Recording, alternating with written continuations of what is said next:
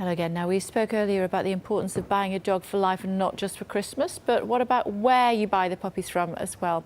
New proposals from the government could put tighter controls on buying puppies, tackling the issue of puppy farms abroad and in the UK. About time, some might say. Eileen Jones, founder of Friends of the Animals Wales, and TV vet Mark Abraham are both here. Hi. Hello. Morning, Introduce Kay. us to who Happy we've Christmas. got. Merry Christmas. What's going on here? There we go. Gorgeous girl. Tell us what's going on.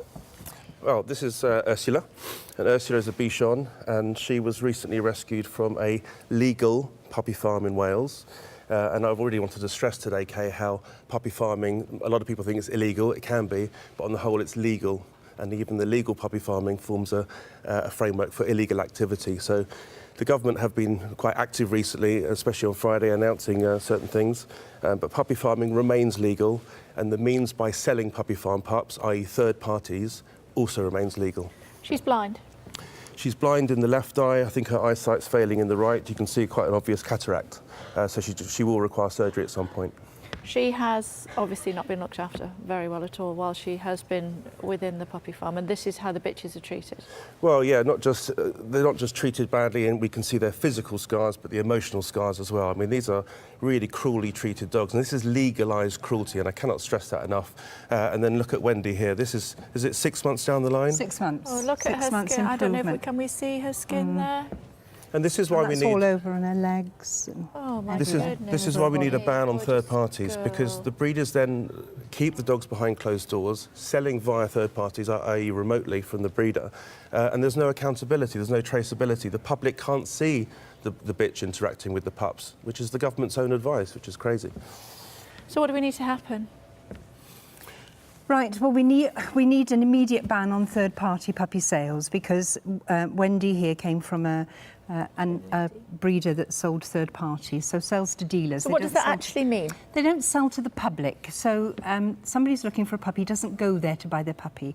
So there's no accountability, there's no responsibility. So how do you and know there's whether you're abuse. buying a third-party puppy, as it were? If you can't see mum, then that's a big worry. That's one of the first indications. Wouldn't you agree, Mark? Absolutely. So pet shops, dealers, garden centres, anyone selling... People buy a dog from a garden centre? Yeah. It's quite a big... there's puppy supermarkets now.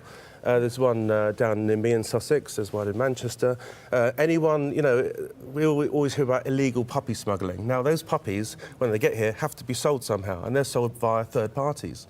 So we have to ban third-party sales, because that also remove the illegal imports as well, and the legal imports.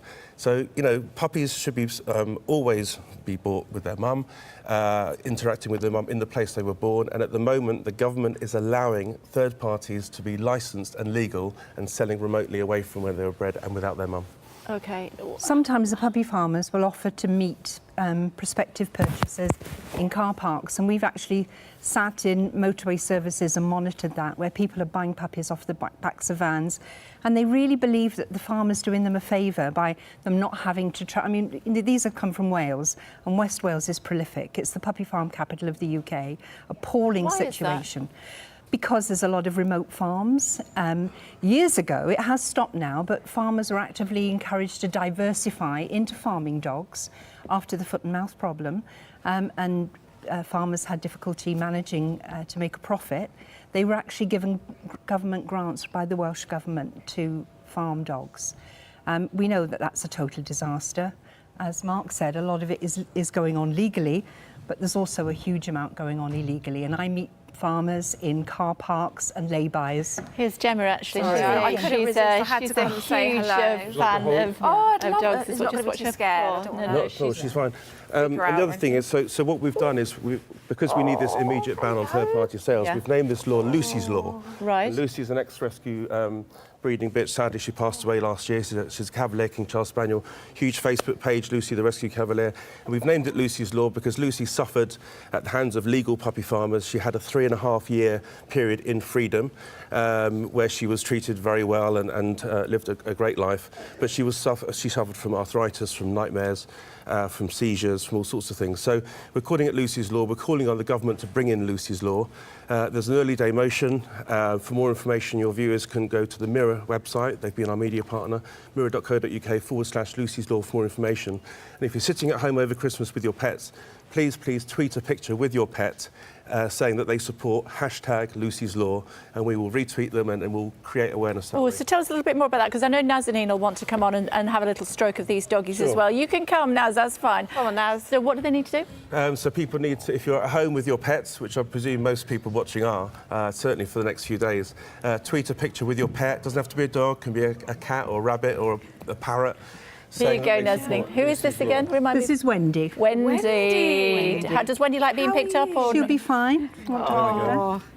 Everybody loves animals, though. So how can people treat animals so badly? It's just impossible to believe, really, isn't it? You cannot comprehend, especially when you see the evidence of puppy farming. You know, these aren't just rescue dogs. These are rescue dogs that have been so abused. They've been bred on every heat that, you know, they're falling apart. And luckily for the small rescuers, like people like Eileen, who devote their lives, who do it voluntarily, who haven't got these £1 million budgets.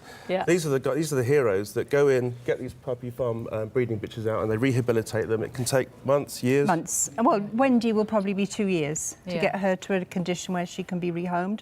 And these are ones with bad physical issues. Sadly, we are out of time, but it's great to talk to all of you. Thank you so much for joining us here on this Christmas morning. Have a fantastic Christmas, whatever you're doing. Do not buy a dog from a puppy farm. Stay tuned for more. At Wickes, our big